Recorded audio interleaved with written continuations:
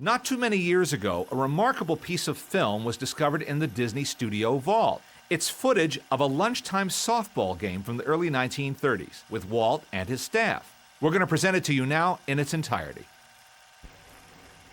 We're going to take a little time trip here back to the early 1930s. Apparently this is the winter of 1930-31. And this is behind the Hyperion Avenue studio of Walt Disney.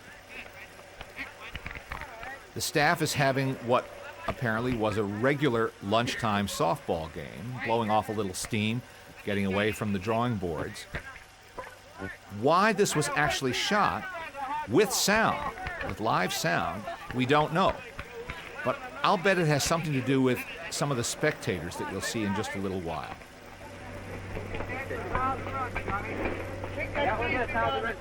When this footage was found, longtime Disney animator and director Bill Justice looked at it and was able to identify a number of people: George Drake, Harry Reeves, David Hand, Dick Lundy, Jack King, Les Clark, and John Cannon.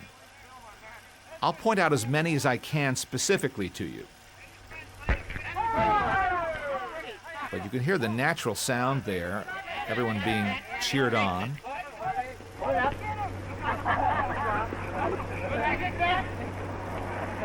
And lunchtime activities were a standard operating procedure at the Disney studios because you can't sit at your desk the whole time, day after day squinting at that drawing board. This is a man named Carlos Enriquez, and he can run.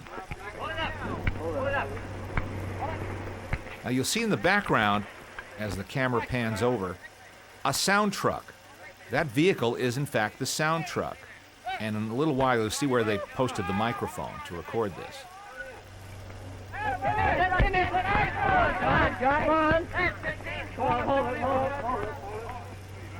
Everyone's being encouraged. It's a very vocal group there.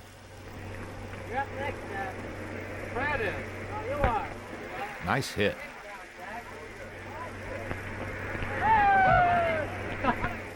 This is John Cannon, who just got tagged out, I think. Imagine what it must have been like. These were all young men, many of them fairly new to the studio because if you recall Disney history, Walt had his entire staff wiped out by his distributor, Charles Mintz, when he went to New York to try to renew his contract making the Oswald Lucky Rabbit cartoons. Now that fellow who just ran by in the black pants is Roy Williams. Many years later, the big Musketeer, not quite as big here. And as the sides change, we see a young man in a white shirt walking toward the center of the frame. That's Freddie Moore, the great, great Disney animator, who came into his own as the 1930s went on. So many of these people had joined the studio in 1929 and early 1930.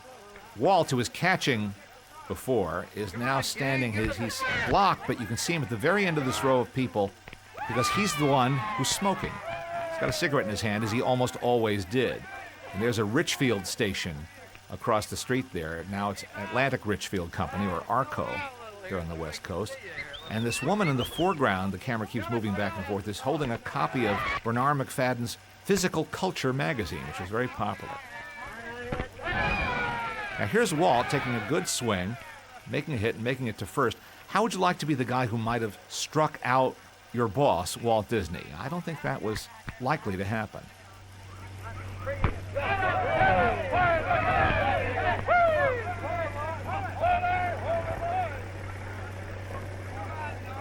Now here's Norm Ferguson coming to bat. Norm became one of the mainstays of the studio and the man who really helped define the character of Pluto. Some of these guys are wearing sweaters, others are in shirt sleeves. The rooting section, you'll notice, are more heavily clothed. Now this part, there's a clapper for purposes of sound, but unfortunately the sound is missing from this section.